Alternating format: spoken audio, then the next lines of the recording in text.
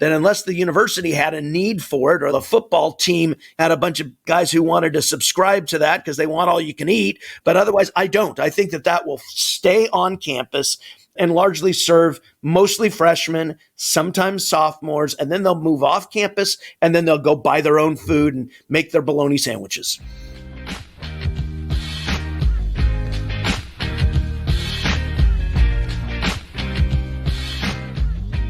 Welcome to the Student Housing Insight Podcast, where we are putting you in touch with the people who bring student housing to life.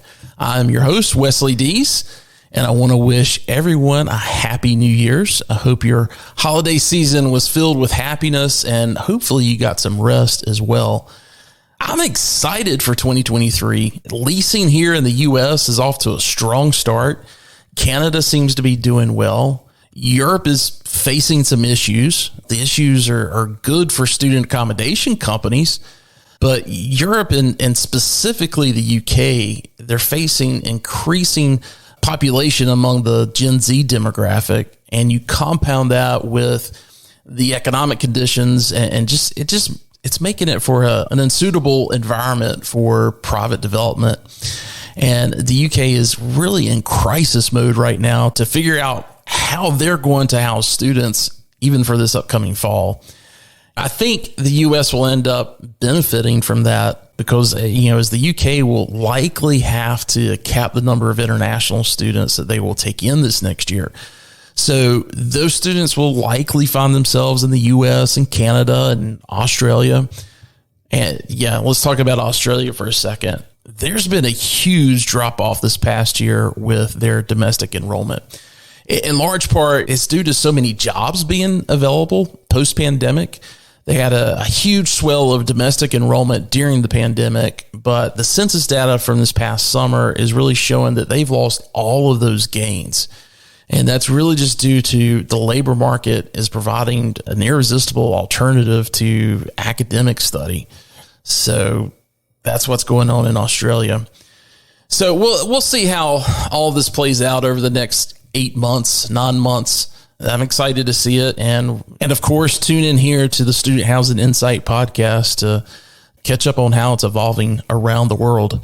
I've been amazed at how this podcast is actually really taken off, not just in the US, but specifically in the UK and Australia as well.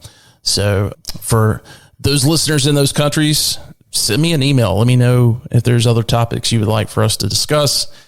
You can do that at wes@studenthousinginsight.com. I'll also put a link to it in the show notes. Well, now that we've been around the world, let's get into our interview for this episode.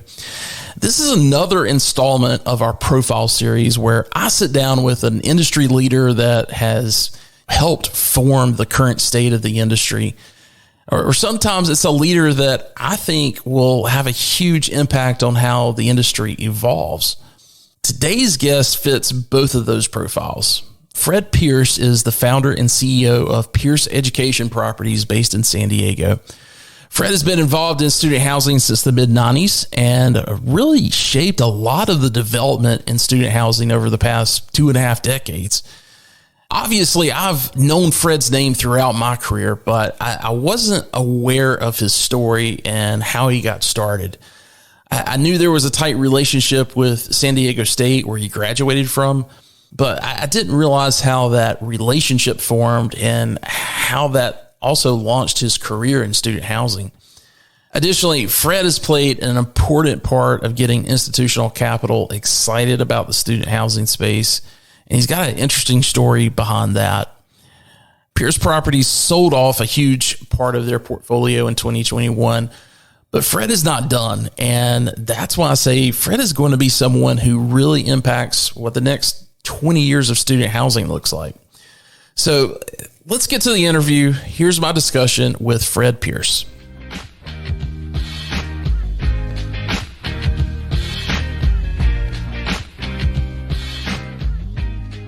Fred, welcome to the podcast. Yes, welcome. It's good to finally connect with you. I've seen you at conferences over the years. We've exchanged some emails back and forth, but It's great to finally sit down with you and kind of find out a little bit more about Pierce and your journey. So thanks for spending time with our audience. Yeah, and thanks for having me. So, the first kind of question that I come out of the box with, just to make sure that for our audience members who don't know the story behind Pierce, give us kind of just the origin story about where you grew up, how you got involved in student housing, and where things are headed to now. So briefly, we've lived all over the country, and I was born in Chicago and moved to Des Moines, Minneapolis, San Francisco, Los Angeles. And then when my dad got transferred back to Toledo, Ohio, my senior year in high school, I made the choice to head south to San Diego and go to San Diego State, where I did my undergraduate studies and graduate studies at San Diego State. And that's really where the genesis of Pierce Education Properties was born, was at San Diego State. Undergrad, I was a finance major, and I had a couple of internships, but one was with a company called the Goodkin Group, which was a market research firm specializing in real estate market research, doing market studies and feasibility studies and giving advice to landowners. And so when I was 21 and in that internship, I really got the bug of commercial real estate. And I decided at that point, as a senior in college, that my aspiration in life was going to be to own a commercial real estate company. And I didn't know at that point in time, it wasn't so specified that I didn't know if we'd be developers or owners of income property, as well as what niche, what sector of commercial real estate. Could have been hotels or office buildings or shopping centers, apartments. And I got in that consulting business, and I took that job that they offered me after I graduated. And I stayed in consulting for about 10 years with a phenomenal learning curve. I just worked on giant projects all over the country, ultimately all over the world. And I was still looking for that big break to be able to have and found my own real estate company. And well, about 10 years into consulting, that actually then finally happened. And one of my former consulting projects was a study and recommendations as to what to do with all the land surrounding my alma mater, San Diego State. Okay. And so the scope ended up being 131 acres of land that was largely owned by private property owners, but was really the front door to the university. And so the university wanted to control that land, buy as much of it as possible, and then have it redeveloped. And after a couple of other really successful high-profile real estate developers were unable to get the project going, they couldn't get it off the ground, they told the university they thought their plans were infeasible.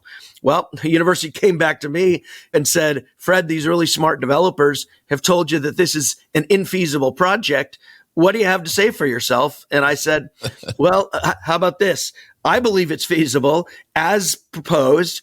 How about if I quit my job, start a company, and you make me the developer of this 5 million square foot project? And at this point in my life, I had been a consultant for 10 years. The only thing I'd done as a principal, as an owner, was I built a tract of land right near San Diego State, and I built 9 houses. It was a $2 million project. So that's a logical step to go from $2 million project to a $5 billion project. And so the university, through its foundation, said, well, Fred, maybe not so fast. I'll tell you what, why don't you come work for us as a consultant and write the business plan to show us how you're going to get this under construction. And then if we buy that plan, maybe we'll hire you to implement it for us. So, of course, I had to quit my then current job to take on this consulting assignment, but I had a vision that this was going to be it. This was going to be the company that I'd always wanted to found, should I say. And so I quit my job and I wrote the business plan. And 90 days later, they said, yep, we buy this. Let's find a way to work together. And they offered me the contract where I was the outsourced developer. And for the next 10 plus years, I built a resume and a track record by acquiring 25 of the 100 parcels in this area, launching and building several phases of the development, and building an institutional track record. And other universities were starting to come to me, seeing what we had done at San Diego State. So picture, graduated college in 1984, got hired by San Diego State, which is when I founded the predecessor to Pierce Education Properties in 1995. And then fast forward to 2006, opportunities are coming my way, and I take the company national. I had to sever the relationship on that redevelopment project because that required me to spend 75% of my time on their project. And I couldn't have a national company and had my hands tied. So we parted ways, and I took the company national. And since then, we've acquired $1.2 billion of purpose-built student apartments, built several projects, have 2 more student apartment complexes under construction at San Diego State. And that's the genesis of it. And we built a really, really successful company, and currently have 150 employees and own a portfolio of student apartments nationwide. So, I mean, that's a fantastic story. And the thing that kind of first comes to my mind that I want to ask you is, from that first relationship with San Diego State to working with other universities, because I've been around you enough to know that you've got a passion for helping out the universities, and in a lot of ways can speak that language that the universities speak. Has that single relationship with San Diego State, has that always kind of been the same way that you've entered these other projects across the country, or has that been different? So I had a business plan when I founded the company in 1995, and it was like a 3-legged stool as to what I thought it was going to take to have a national platform. So one was the track record, right? The experience of doing university real estate and student housing. The San Diego State redevelopment project gave me that opportunity to build that track record. So that took care of itself over 10 years or so. The second was building and expanding my university relationships.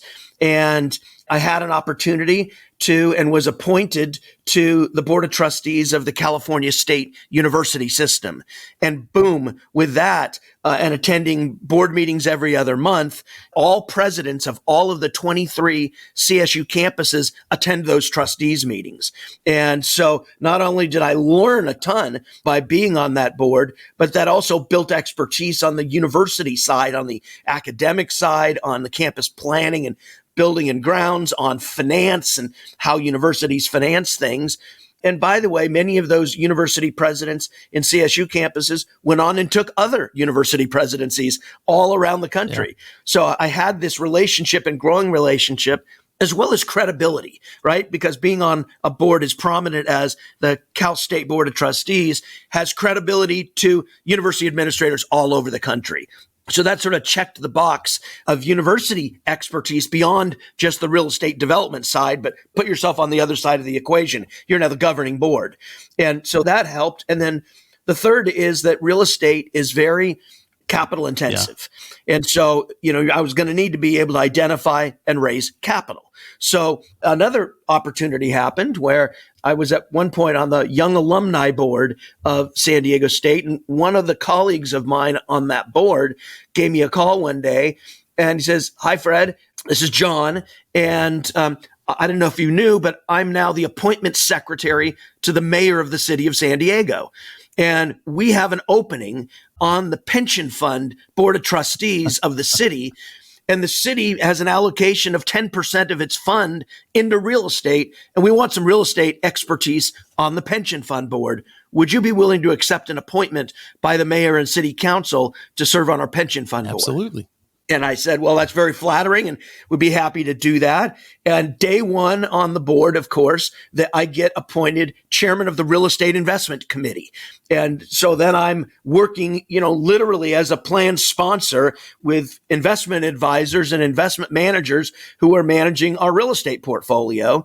Ultimately, that resulted in me also being appointed to the advisory fund board at Invesco for their first real estate fund. Okay. So then I'm even closer to what's going on with one of our investment managers.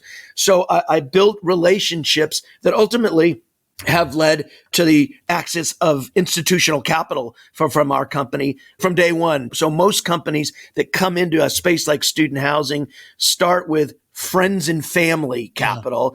Then they maybe go to country club capital, which is the friends of the friends and family.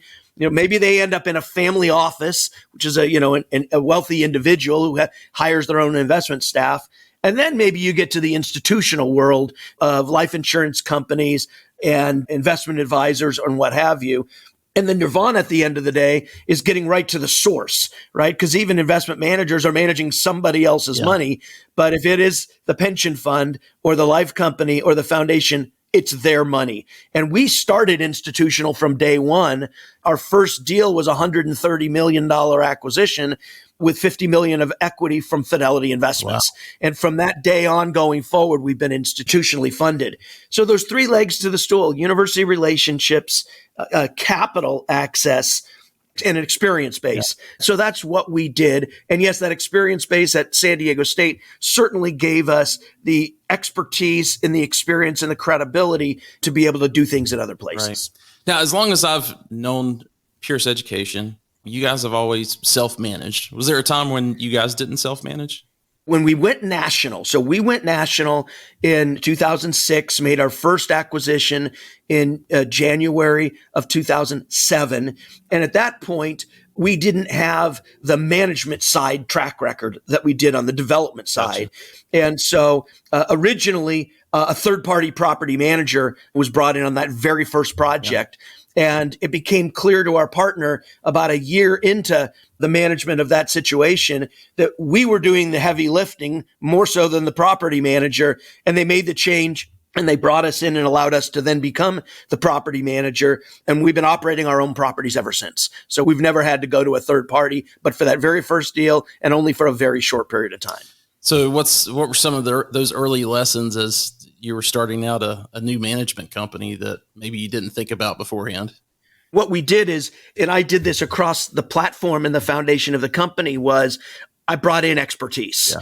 So I brought in somebody who'd managed tens of thousands of beds of student housing around the country. He used to work for what was Allen & O'Hara that became Education Realty Trust. He was one of their senior operations people. So from day one, when we got that, he became our point person. And ever since, we've continued to hire really, really experienced people. And so the lessons had been learned by those people. Yeah. And candidly, at the beginning, I sort of used my investment acumen and my relationships to be able to start building a pipeline of student apartments to acquire, but I had an operating team that knows how to operate things. I've learned a lot personally in that time frame of the last 17 years or so. But the bottom line is that I still rely on my operating people to be the operators. Yeah. And I'm fairly hands off in that regard. Yeah. We've got a kind of a common thread with Jasmine Zelenko, who helps lead up your property management operations, and was working with her on site back at junior college in Illinois years and years and years ago. And to see her maturation in this industry and to see how she's grown with you guys over the past couple of years has been incredibly impressive. So I know you're in good hands there with both her and Chris Ancazer.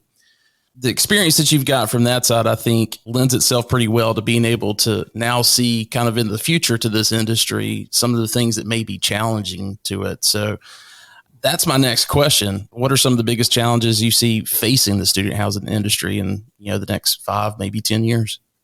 I would say the top of the list is qualified personnel, because we look like apartments. We are apartments, but we don't operate like apartments. Yeah. And, so if you were to pluck somebody from the conventional side, they will have a learning curve in student housing. So we're on the Residential Property Management Board at the University of Georgia. And both I and KC are participating in that, but KC generally represents us there. We've also been involved with a similar program at Bowling Green State University. So first, second, and third, I would say challenges, going forward is having a trained, educated, capable workforce. And it goes clearly all the way down, matter of fact, importantly, at the property level, where we need everything from leasing personnel to the operations side of the business. We need, experienced people in student housing. We did a shop talk webinar last month in November regarding just the recruitment process and what's happening from a personnel standpoint. And that is the one thing across all of multifamily, but I think especially in student housing, that has a lot of people concerned right now, especially on the maintenance side. There's so much that as a country, we have not put a good focus on the trades and manual labor. and I think that is starting to really hurt us when it comes to recruiting and bringing up folks on the facility side. And it's really starting to hurt now because those guys can go out and find construction jobs or go to some of the really nice communities that are getting some of the top rents in the market, and they can make way more money, than they typically can at an off-campus student property. So yeah, I agree with you on that. Any other challenges you see? Those are the primary ones. And the other side would be market selection. The demographics in student housing are not necessarily very well understood at a macroeconomic level, but it's become clear to us that where you want to be is at strong, stable, or growing universities, right? And so the segments of higher education are very different and face very different outlooks. By way of example, enrollment is being challenged right now at community colleges all over the country, whereas go to the other end of the spectrum and very large public universities that play Division I football in the Power Five conferences have an almost insatiable demand for admissions. Yeah. I mean, even in my backyard at San Diego State last year had 111,000 applications and only the capacity to enroll 10,000 students that year. So they can be very selective. And when you can be selective, it's easy to manage enrollment because you can set your enrollment kind of anywhere you want it to be. And so I do think that in the decade of the 2000s, you could be at almost any university because enrollment grew by 38% over the decade of the 2000s.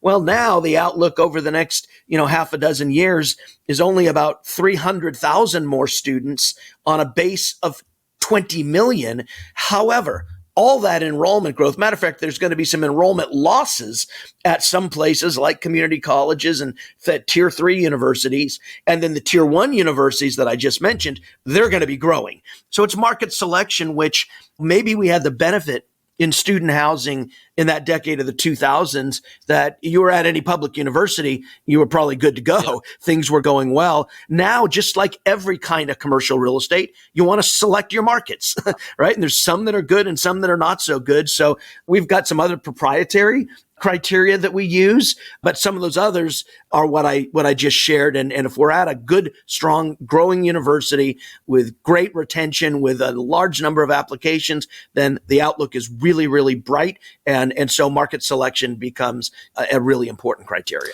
Well, I'm interested in your thoughts on something that I've been observing because we saw and continue to see a population decrease coming. I think the real front end of that's supposed to happen in 2025. And we saw everybody in the university world talk about that decline coming up and how they were going to pivot in order to, make sure that their institutions continued to get the same amount of revenue and didn't lose their foothold. And I think that was really accelerated by the pandemic because all of a sudden, some of these universities that had really large international students, they pretty much lost that overnight when it came to fall of 2020. And I think part of what they were gearing up for, looking at 2025 is, hey, we're going to have to bring in more in-state students. And, as well as I do, it takes 5 in-state students to replace the revenue from one international student typically.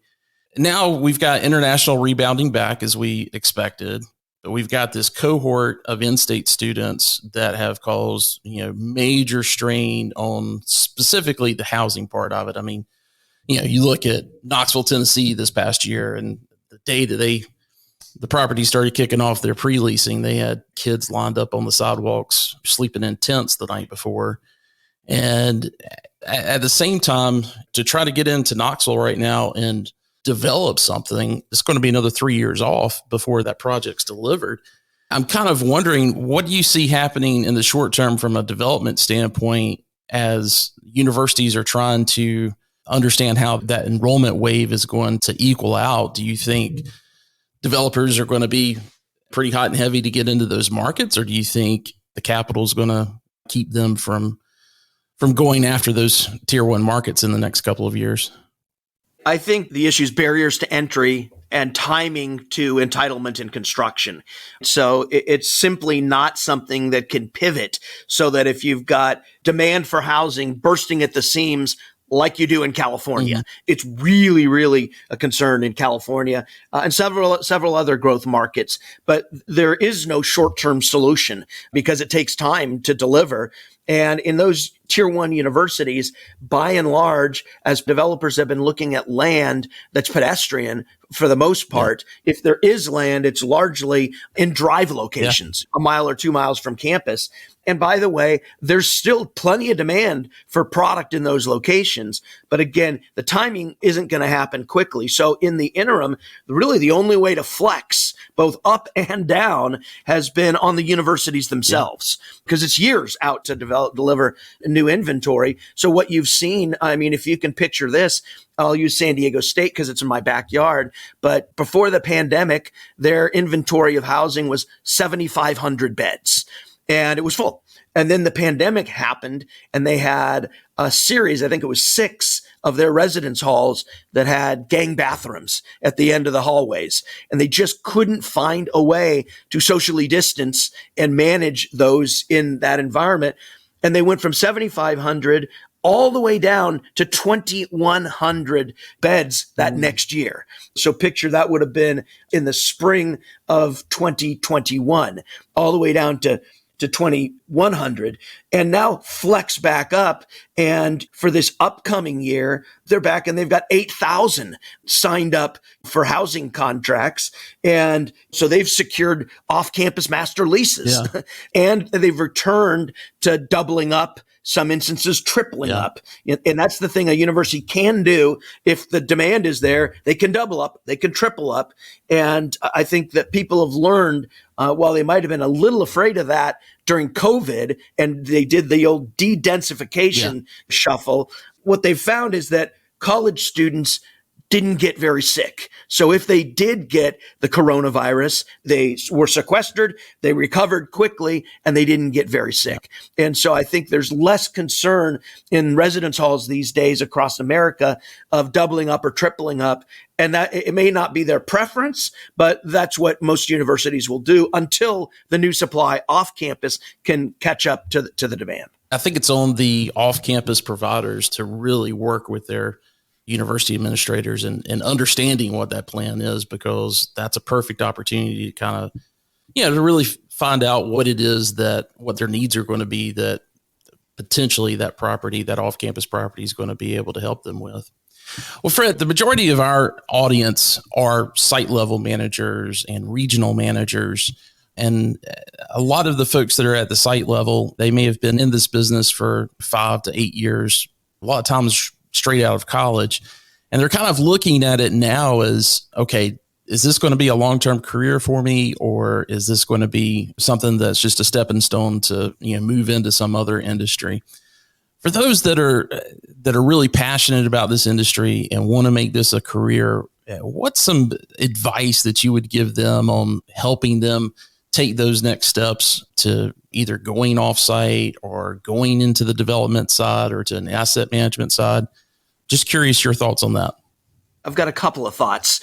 So one would be the more broad of an experience base an on-site person can get, the more likely it is that they can move up the ranks in student housing. By way of example, maybe they start as a community assistant. While they're a student, they decide, I'm going to give a run at this for my career, at least, once I graduate. And then maybe they become a leasing professional. But there's also other things in operations, right, that you can get involved with on site that could help you understand better what it takes holistically to run the whole property. And the same thing, if you've got people in finance or accounting, if they've got the acumen and can they, move over and be in the leasing side of the shop or the marketing side of the shop, then they're more well-rounded. Mm-hmm. And then, you can see them escalating to become a community manager, right? Who needs to understand all the elements. They'll probably have a leasing and marketing director doing the primary marketing and leasing oversight, but having used to call him executive director, now community manager, someone running the property is the top person on property. If they've had some experience in marketing, some in accounting and collections, some in operations, boy, they're a much more attractive candidate to be able to move up. It's almost like the hospitality model, where when they get a new employee or a management trainee, they force them to work in all aspects, right, of the operations. And that could be everything from the janitorial to being in leasing and sales for the hotel, to being in the restaurant or the convention operation. So they move their people around to both let them see which part of the business they like, and also let them have a rounded experience base, which makes them more qualified to move up the chain. The other thing I'd say is think about continuing education. That's everything from, can you get your employer to send you and allow you to go to the NAA conference, which is very operations focused? Is there a university in your area? And I'd mentioned Bowling Green, and I'd mentioned Georgia, that has some continuing education that would sharpen your pencil, maybe even an Excel course, right? Where you can learn how to run and work spreadsheets. If you want to ultimately get into asset management, you're going to need to know how to have that skill. So I think continuing education, and I think getting broad-based experience on property would be, I think, two of my highest recommendations. Gotcha. Something you mentioned there has brought up another question I wanted to ask you, going back to the development of things. A lot of your projects have been in tight association with the universities. The need for food services, do you think that's something that's going to end up becoming more of an off-campus thing? Or do you think that's something that is better for the on-campus administrators to handle? So I do not think that's going to be a trend off campus, unless you are in a really unique location. And even then, we've got one under construction right now. It's called Topaz. It's right at the front door. I mean, it's one parcel removed from the actual entry to the university. So it's right there. And so it is a compelling retail location. But what we've got is 10,000 square feet of ground level retail and then student apartments above. But it's not food service as you'd envision, on the campus, right? You don't buy a meal plan or even having a card that you debit for, a certain amount per meal and what have you. No, I mean, we've got a lease with McDonald's and then we got an ice cream place and we got Dunkin' Donuts and we've got Jimmy John's and a boba tea place. It's like you'd see in most pedestrian locations next to the university, the kind of tenants you'd want. And the other thing I'd say is because meal programs that are offered on campus have never been better. The food is good and it's diverse, and you got good food service operators that make that desirable. However, it's also expensive. Yeah. And this is something that hasn't changed in the last 30 years, is that when students move off campus, then they have a budget. And frankly, more of their budget probably goes to beer than it goes to food. And, and so they're still buying top ramen and frozen burritos, because they can buy them cheap, right? And then they save their discretionary money for other things other than food. And so if you were to offer a meal program off campus, then unless the university had a need for it or the football team had a bunch of guys who wanted to subscribe to that because they want all you can eat or what have you. Yeah. But otherwise, I don't. I think that will stay on campus and largely serve mostly freshmen, sometimes sophomores, and then they'll move off campus and then they'll go buy their own food and make their bologna sandwiches. Let's talk about that affordability component of it, because it's a growing conversation within student housing. You're in California, so I know that you're hearing a lot of it. What is the solution to that? Is it P3? Is it something else that's more innovative that developers have got to start considering? Any thoughts on that? So it's interesting. The student housing industry has matured a lot over the last 2 decades. And what's interesting is the inventory, the purpose-built inventory that was built in the decade of the 2000s, let's call it from 2000 to 2010, are largely drive properties, 1 to 2 miles from campus. that when they were built, they were amenities on steroids. This is where all the sand volleyball courts and basketball courts and resort Rivers. pools, yeah, and tanning salons and what that stuff all happened. But you had to go a little bit from campus to do that. And in the next decade, the majority of construction moved to pedestrian areas. Yeah. Took longer to do site assemblage, and it was more expensive. They've gone vertical, and so that's much more expensive housing. So guess what? Generation one of purpose-built student housing is now very affordable. And we've got properties in those locations at $500 per bed per month. Yeah. Whereas something new that's mid-rise is clearly going to be over $1,000 a month.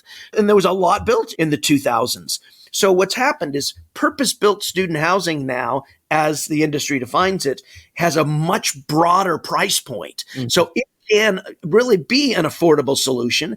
And it's just, you might be in a little different location. And candidly, to think you're pedestrian and just right across the street from the campus is to some extent a misnomer when you've got a 1,000-acre or more campus, because it's still maybe a half an hour to walk to get to your class when you're pedestrian.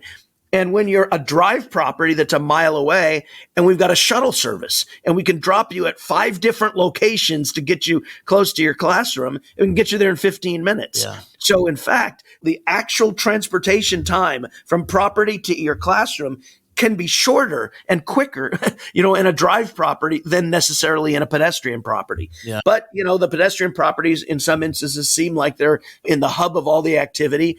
And no matter what, they're going to be more expensive because they just cost so much to build. So I think the affordable solution is that inventory.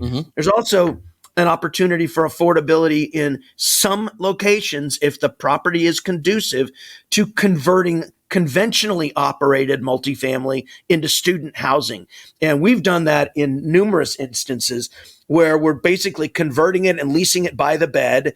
Over time, that transitions the resident base from probably being young professionals to being predominantly or exclusively student. It's probably a property with a little bit more vintage on it, where the rents are not super top of the market like the brand new mid-rise student housing, near campuses. So I think there's both strategies, and the conversion doesn't work everywhere. And sometimes the unit mix isn't all that susceptible or opportunistic to convert it, but where you can find it, that can work very well. Otherwise, I'd say find those other locations. That's how you'll get more affordable student housing. Yeah, I think that's a good point also because I do know there's a couple of transportation folks that listen to the podcast. And I think that's a good argument also for the university to really be focused on expanding any type of transportation service that they're currently providing, because the students that can't afford to be in the core area of campus that are going to go further out, well, then there's the issue of a parking pass, having a car, all those expenses. I think that's somewhere where not just the university, sometimes the university and whatever municipality is handling the transportation in that area, but that just shows that that's even more of a key area to focus on in the coming years. So speaking of the coming years, anything on the horizon for Pierce or for you personally over the next 12 months that you want to share?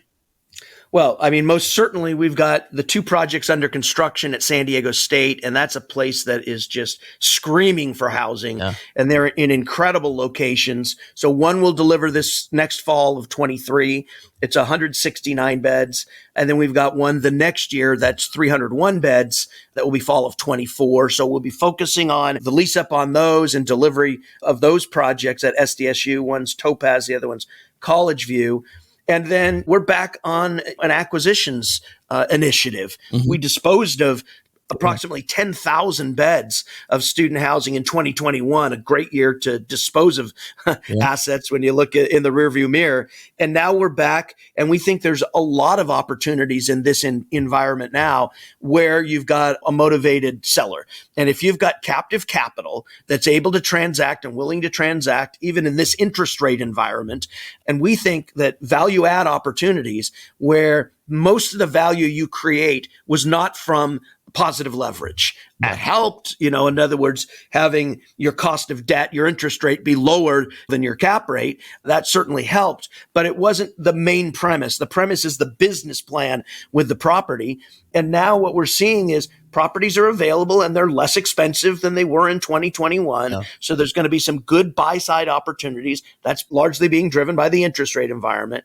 And we believe that the interest rate environment and the lending environment will only be like it is now for a short period of time. And if you look at the interest rate experts, almost all of them are predicting a recession in the U.S. economy.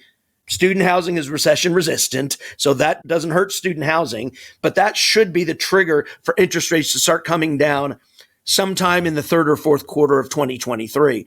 And if you've got short-term financing, your business plan is a 2 or 3 year turnaround, okay, you pay more in interest because you had to originate it in the middle of this environment, but you can calculate what that is. You've probably got enough of a price discount to make up for the interest expense. Your business plan is to either do renovations and get higher rents, or it's to take a property that's more lowly occupied and get it fully occupied. And that's where your big lift is, right? So if you can get the price offset to interest rates, it's a good time to do value add. And there seems to be growing demand for student housing, especially at tier 1 universities.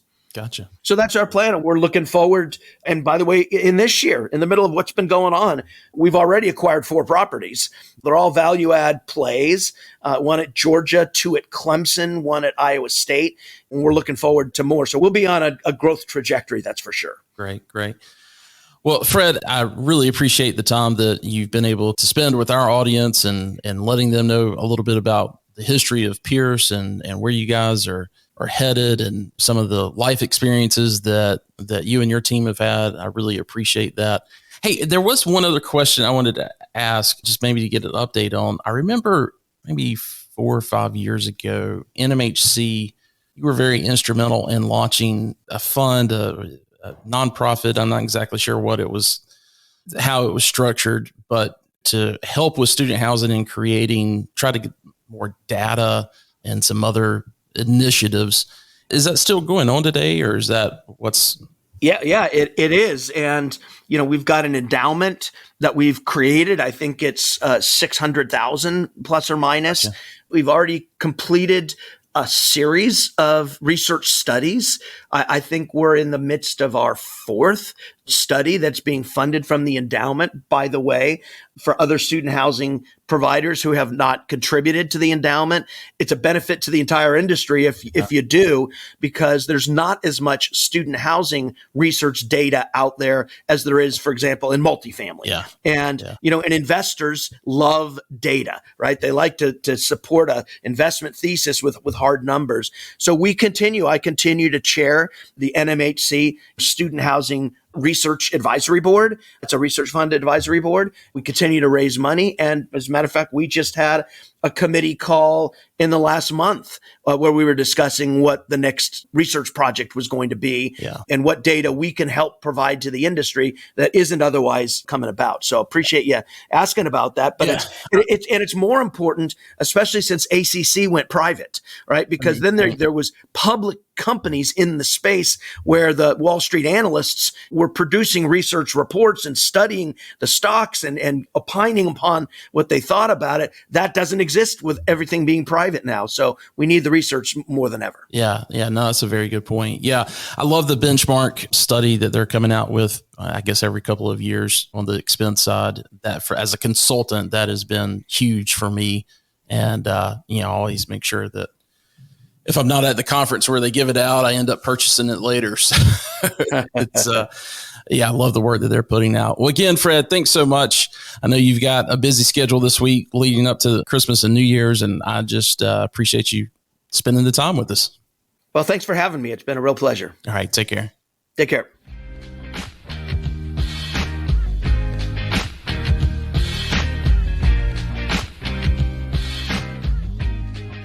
Again, a big thanks to Fred for giving us his time and sharing his story. I love doing this profile series and being able to not only hear these stories myself, but also really kind of put it out there on the internet as a history lesson in a lot of ways of what's happening within our industry and how it has formed. So thanks to not only Fred, but everyone this past year that has been part of that profile series. Well, guys, that does it for this episode. I do want to remind you about our monthly webinar called Shop Talk. We're tackling a lot of timely and relative topics each month, and Shop Talk is something you need to be plugged into, especially if you work on the operations side of the business. You could get more information and register to receive calendar invites at shoptalk.info. Again, that's shoptalk.info. You can also catch previous webinars and view those. We've done, I think, since April, we've done one every month except in August. So there's a good library there already of Shop Talk webinars that you could go back and view. Again, thanks for listening. I hope this episode brought you value. If it did, please do me the favor of recommending it to a colleague, or really promoting this episode on LinkedIn is a fabulous way to make sure that it gets in front of other people that are following you and that you are following within this industry. And there's not a better compliment that you can give me than to share that on LinkedIn. Well, take care, everyone. We'll talk to you soon.